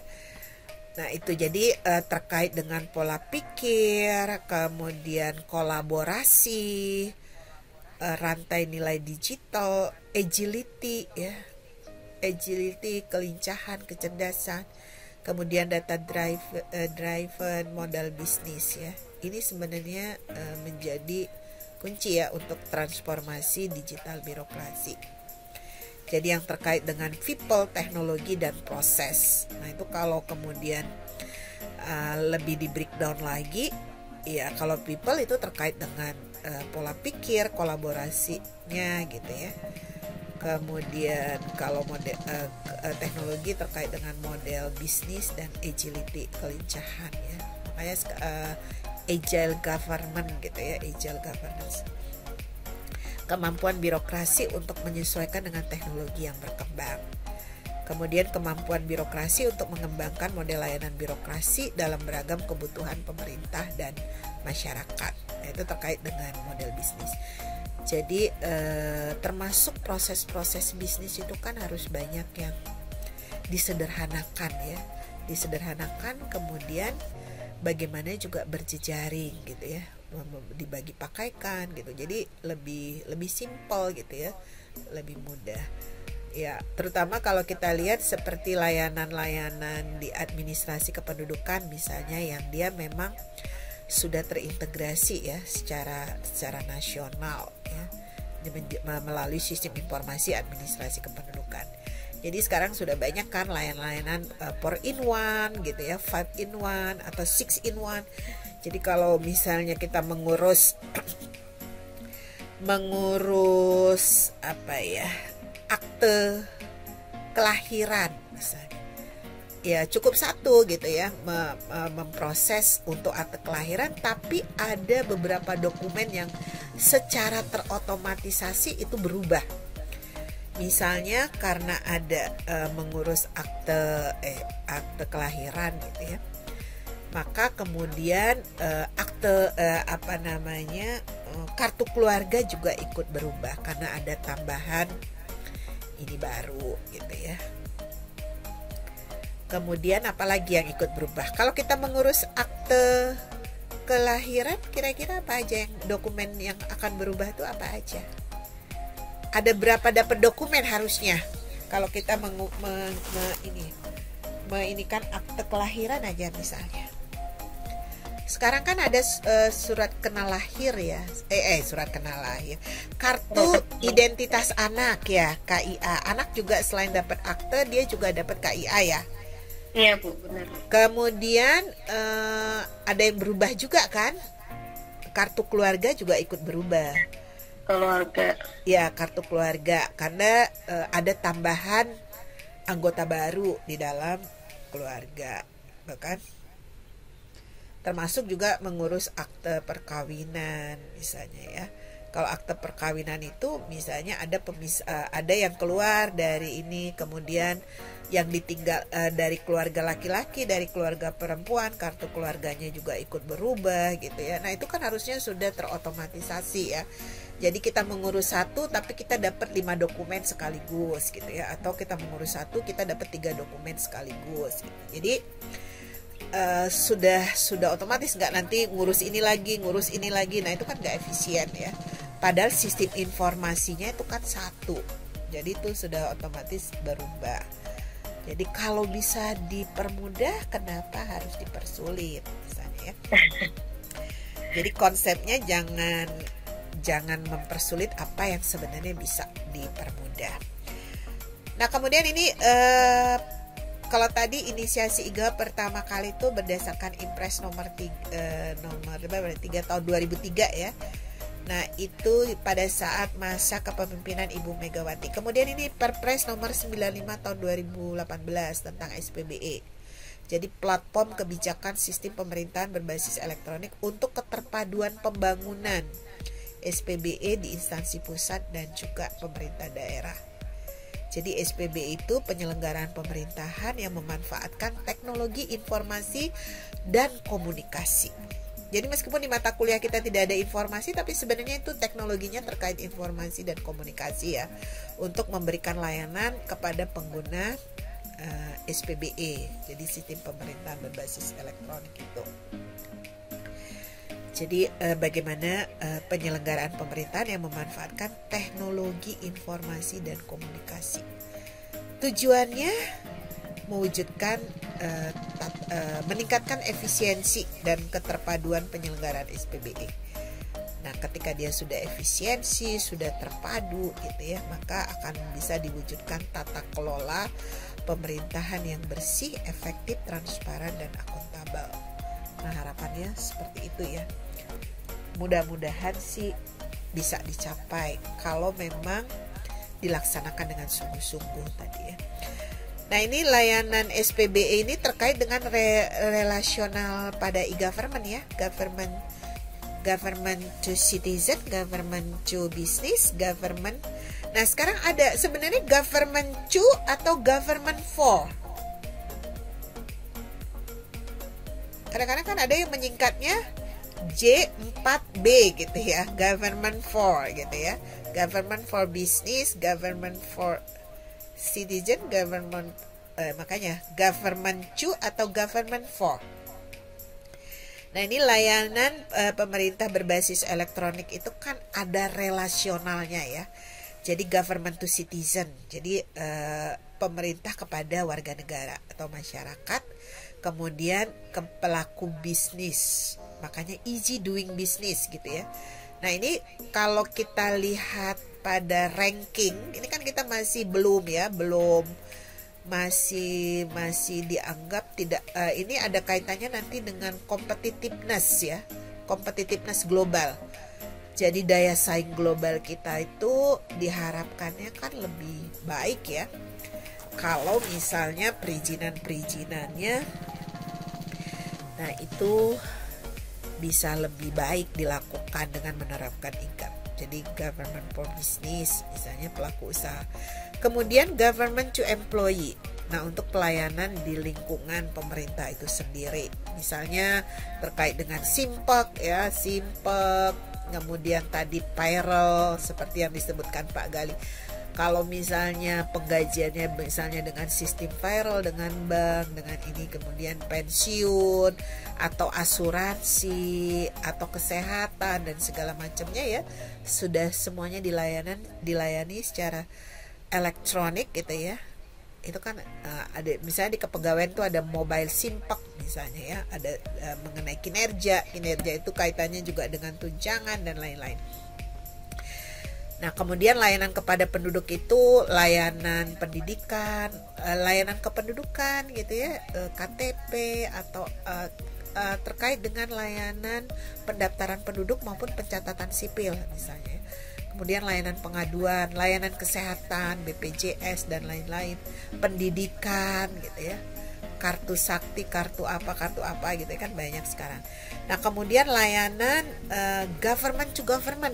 Nah, ini kerjasama antar pemerintah, baik pemerintah pusat, pemerintah daerah, atau antar pemerintah daerah. Ini terkait dengan e-office, e-planning, e-budgeting, dan e-monet.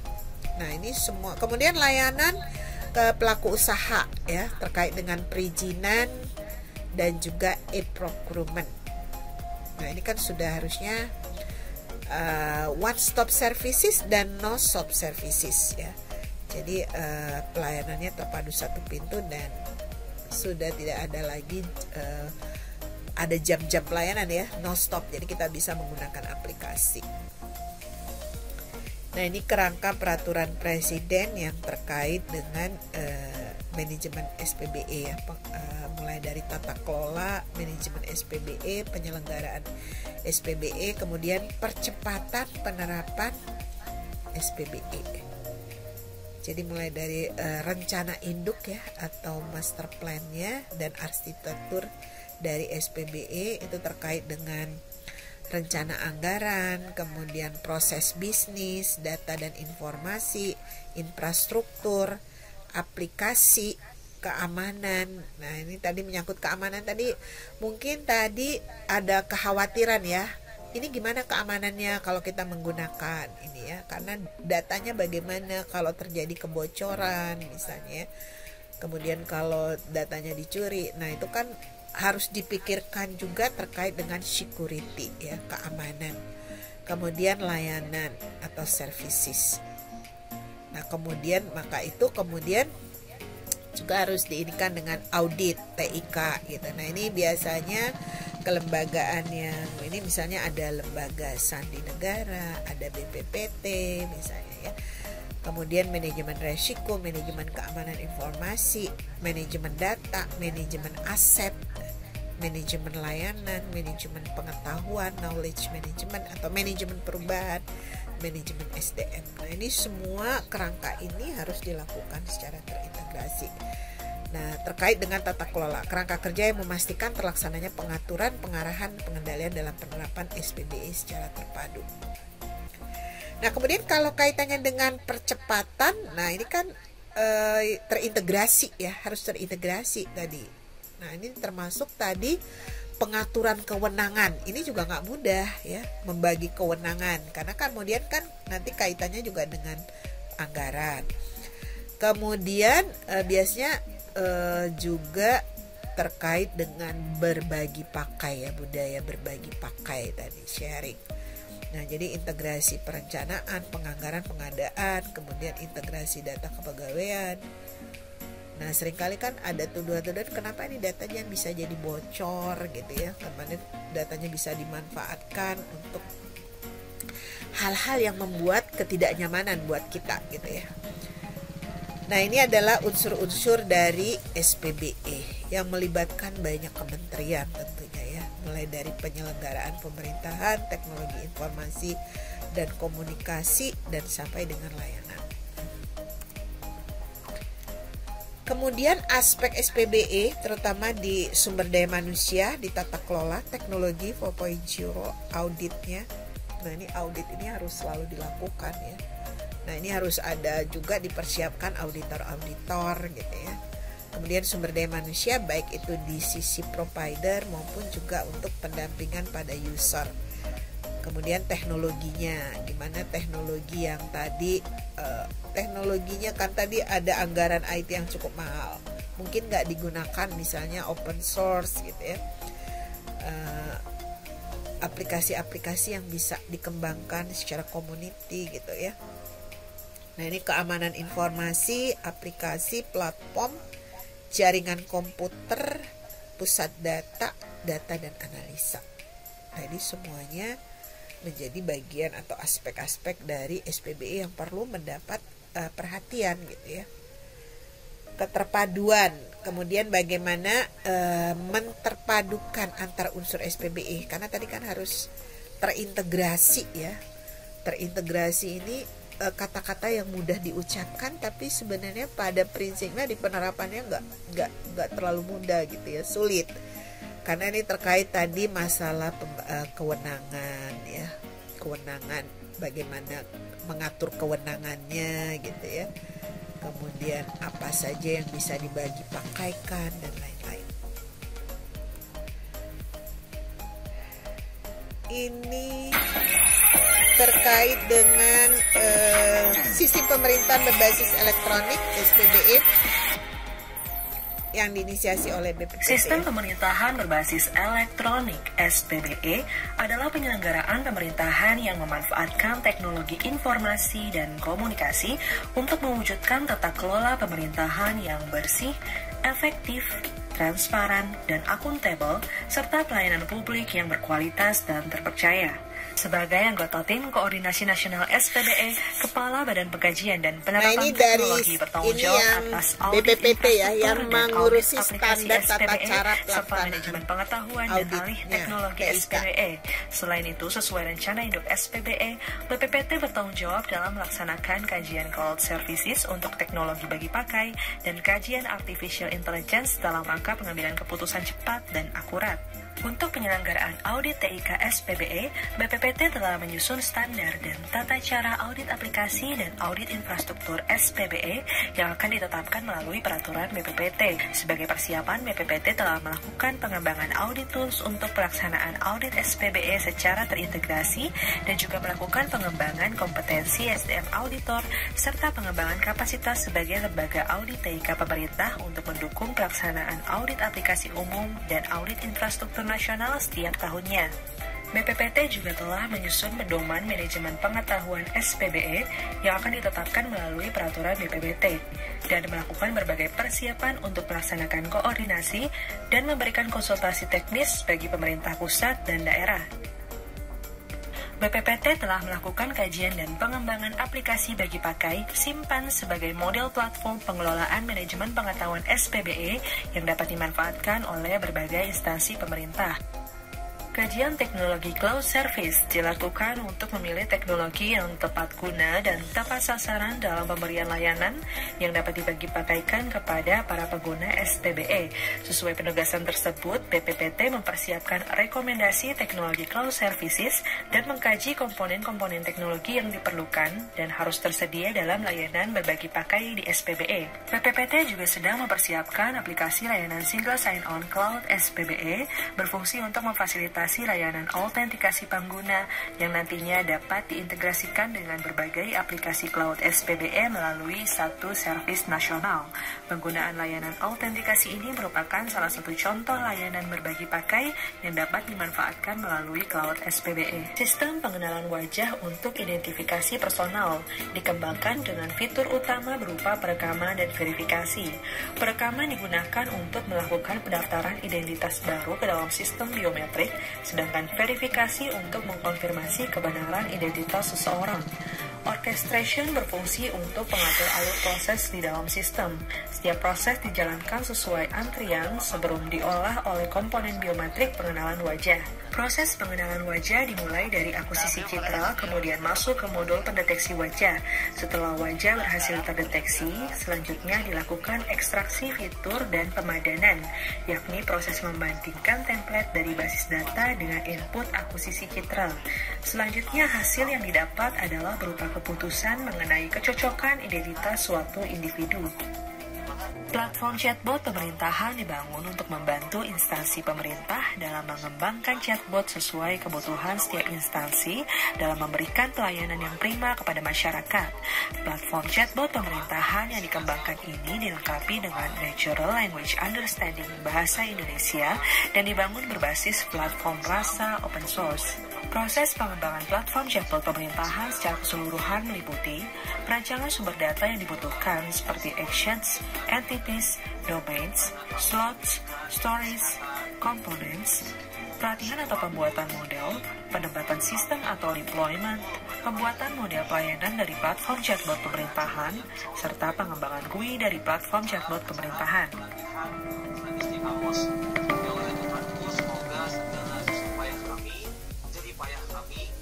Pahala dan juga menjadi ilmu yang bermanfaat. Harusnya lihat.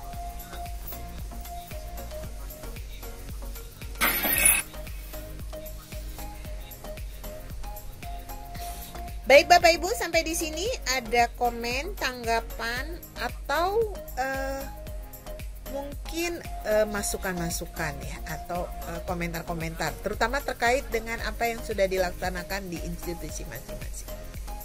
Silakan Bapak Ibu.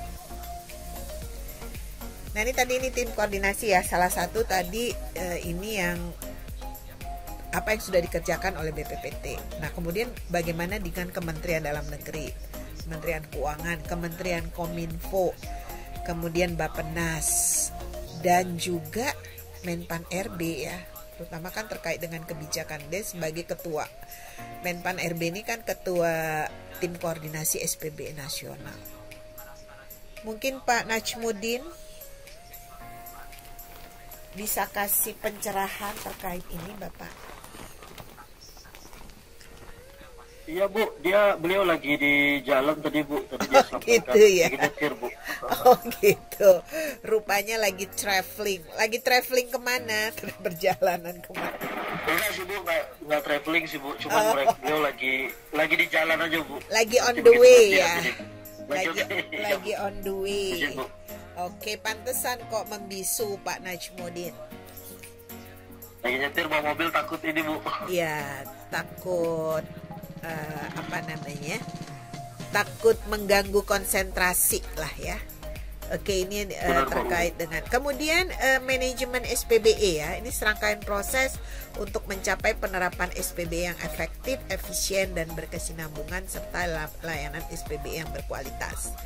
Mulai dari manajemen resiko, nah ini menjadi tanggung jawab dari Kementerian Pan RB. Kemudian manajemen keamanan, nah ini Badan Sandi ya, BSSN.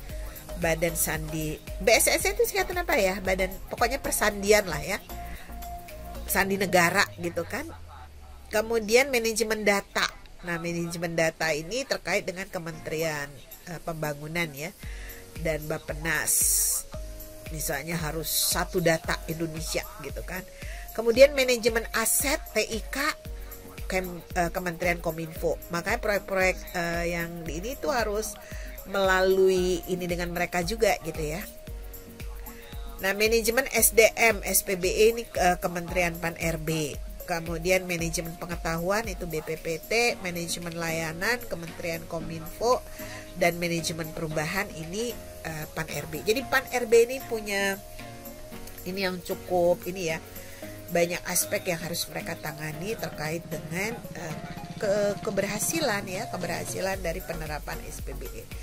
Kemudian terkait dengan akselerasi atau percepatan dari penerapan SPBE. Nah ini untuk percepat itu perlu ada integrasi perencanaan, penganggaran dan pengadaan. Nah ini harus terintegrasi ya. Jadi apa yang direncanakan, kemudian target-target kinerjanya seperti apa. kemudian anggarannya akan mengikuti gitu ya, manifold function, dan pengadaannya juga harus inline ya, sejalan. Nah ini koordinatornya adalah Menteri Perencanaan Pembangunan Nasional ya, atau Bappenas. Kemudian integrasi pengaduan pelayanan publik ya. Nah ini koordinatornya Menteri Pan-RB. Misalnya aplikasi lapor gitu ya. Integrasi naskah dinas dan elektronik arsipan, ini juga Menpan-RB ya. Simaya misalnya ya, sistem informasi. Integrasi infrastruktur PBE, Pusat Data Nasional, Jaringan Nasional Intra Pemerintah. Nah ini koordinatornya adalah Menteri Kominfo. Jadi yang terkait dengan jaringan, pusat data gitu ya. Kemudian ini Kominfo. Kemudian terkait dengan arsitektur SPBE.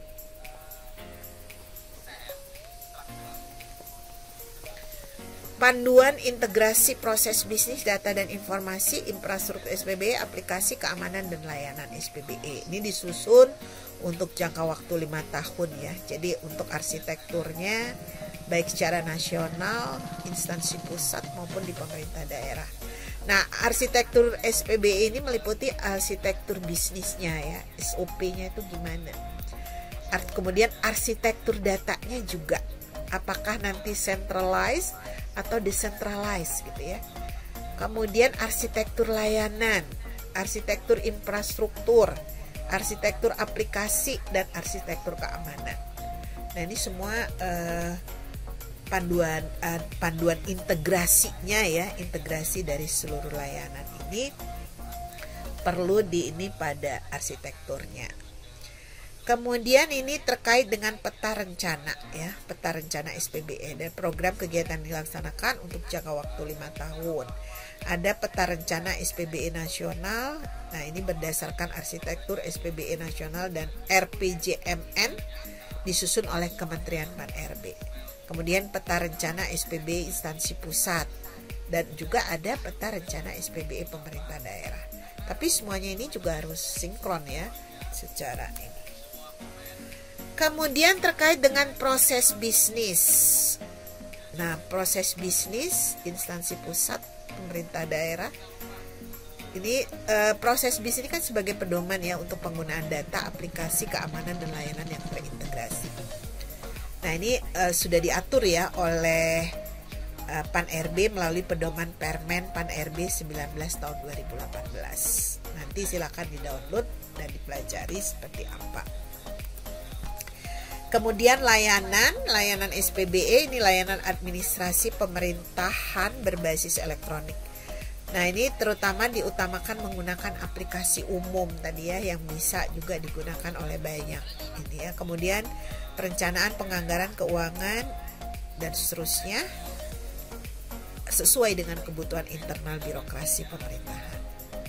Kemudian ini layanan di pemerintahan ini, kemudian layanan publik.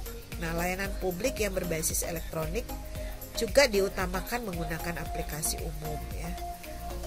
Misalnya pendidikan, pengajaran, pekerjaan, dan usaha tempat tinggal, komunikasi, dan informasi. Termasuk sekarang kalau untuk perizinan kan juga sudah satu ya, berdasarkan Undang-Undang Cipta Kerja kemarin kan, Undang-Undang nomor 11 tahun 2000 berapa ya, Cipta Kerja itu 2021 ya.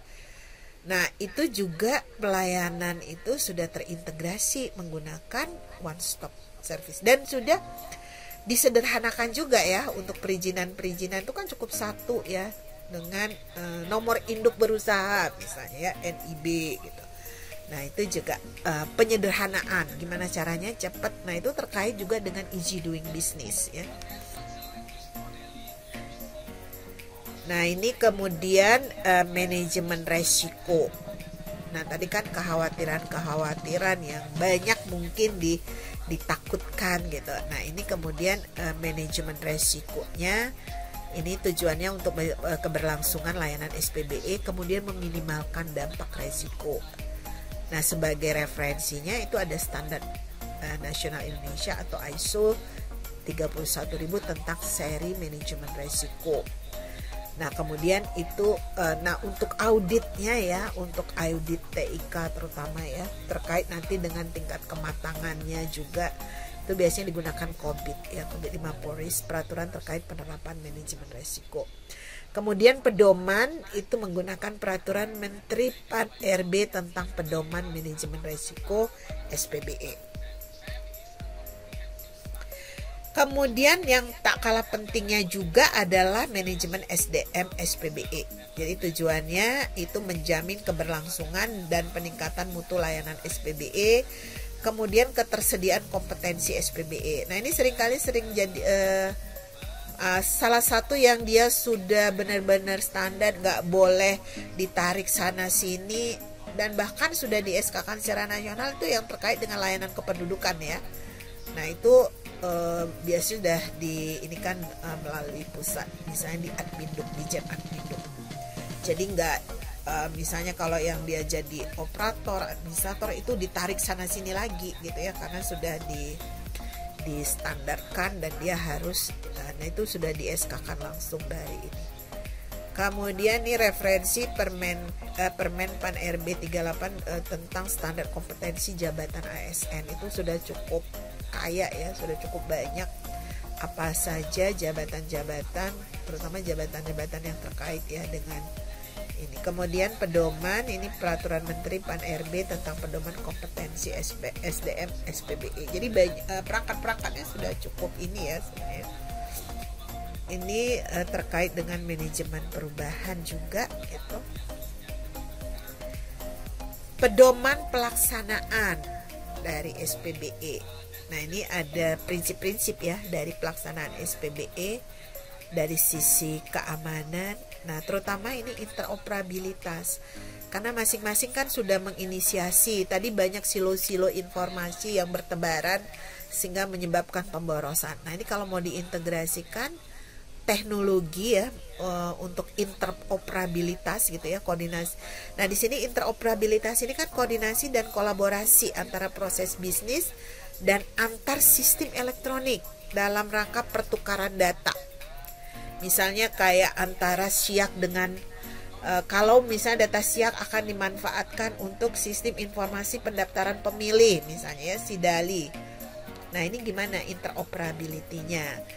Karena kan dia tidak diserahkan, tapi gimana caranya kalau misalnya ada perubahan gitu ya, itu perubahan yang bisa real time ya. Jadi kalau berubah di SIAK juga berubah di SIDALI gitu ya.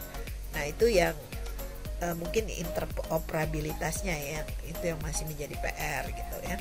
Kemudian nanti kaitannya dengan misalnya pembuatan paspor. Nah, sekarang NIK itu sudah menjadi nomor induk wajib pajak kan sudah menjadi NPWP. Nah, ini berarti sudah ada integrasi walaupun masih dalam proses ya, masih dalam proses. Tapi paling tidak sudah mulai diintegrasikan. Nah, ini juga mestinya akan menjadi lebih efisien ya, lebih efisien. Kemudian di sini ada efektivitas pemanfaatannya ya, optimalisasi pemanfaatan sumber daya mendukung SPBE. Kemudian keterpaduan itu pengintegrasian sumber daya mendukung SPBE, kesinambungan keberlanjutan SPBE secara terencana, bertahap dan terus-menerus sesuai dengan perkembangan. Nah, ini prinsip-prinsip pelaksanaan terhadap unsur-unsur SPBE. Ini ada rencana induk tadi ya, master plan-nya. Ada arsitekturnya, peta rencana dan anggaran, proses bisnis, data dan informasi, infrastruktur, aplikasi, keamanan dan layanan. Oke, saya kira udah terbatuk-batuk. Cukup sekian ya pertemuan kita pada pagi hari ini. Kita akan lanjutkan minggu depan. Jadi Ibu Ketua Kelas, Ibu Sylvia. Iya, Ibu. Kita minggu depan jadinya jam berapa? Atau nanti diinformasikan lagi? Iya, nanti saya informasikan ya, Bu. Saya tanya dengan teman-teman dulu di grup. Oke, ya baik. Nanti saya tunggu ya. Mau ganti hari misalnya ke Jumat boleh atau Sabtu. Tapi kalau Jumat mestinya sore ya. Nah, seperti itu, terserah, tapi jangan malam. Kalau malam saya ngantuk, seringnya ngantuk, apalagi yang jauh-jauh kan pasti ngantuk. Demikian ya Bapak Ibu pertemuan kita untuk Nanti saya share ya Ibu Sylvia ya yang tadi terkait tugas biar segera. Baik Ibu, untuk materi nanti kita akses di GCR ya Bu? Iya, tapi nanti saya share juga ke ini boleh. Nanti tapi secara lengkapnya nanti akan ada di sana ya. Nanti nanti kode kelasnya minggu depan ya saya berikan ya karena masih dirapikan dulu. Baik Bu. Ya, terima kasih Bapak Ibu atas perhatiannya. Jadi walaupun hari ini hari libur gitu ya masih tetap harus kuliah, tapi tetap semangat ya, tetap sehat dan semangat. Mudah-mudahan lancar semua aktivitasnya. Terima kasih atas partisipasinya. Assalamualaikum warahmatullahi wabarakatuh. Selamat pagi, salam sejahtera buat kita semua. Om Swastiastu, Namo Buddhaya, salam kebajikan. Terima kasih Bu. Sampai jumpa lagi ya Bapak Ibu. Bu izin print screen dulu ya Bu. Oke, silakan. Presentasinya Bu. Oke, kita foto dulu foto. Difoto untuk laporan ya. Untuk laporan. Iya. Laporan ke siapa? Ke Mas Presentasi Ibu Supri. masih kelihatan Ibu. Hah? Maaf, presentasi Ibu masih kelihatan. Oh, di ini tunggu sebentar. Di ini dulu, di apa namanya? Dihentikan dulu presentasi. Siap. Buka kameranya ya, teman-teman. Nah, wajahnya jadi kelihatan semua ini. 1, 2, 3. Aduh, Ibu ketua kelasnya lagi foto-foto nih ya. Kalau Pak Andi Pangerang ada di mana aja Ya, Bu. nih? Pak Andi di mana? Siap, di Bekasi Bu. Oh, di Bekasi. Saya kira Siap, ada di Bekasi Bu. ada di Sulawesi. Oke, baik. Sampai jumpa lagi ya Bapak Ibu. Pak Meli Borma ini Siap, Bu. sepertinya saya pernah ini nih Pak Meli Borma. Oke, sampai Siap, jumpa Bu. lagi. Dari Jayapura Bu. Ya, tuh kan jauh Pak Meli Borma teh jauh. Oke, sampai jumpa lagi ya. Terima kasih. Terima kasih Bu. Terima kasih. Sehat selalu Ibu.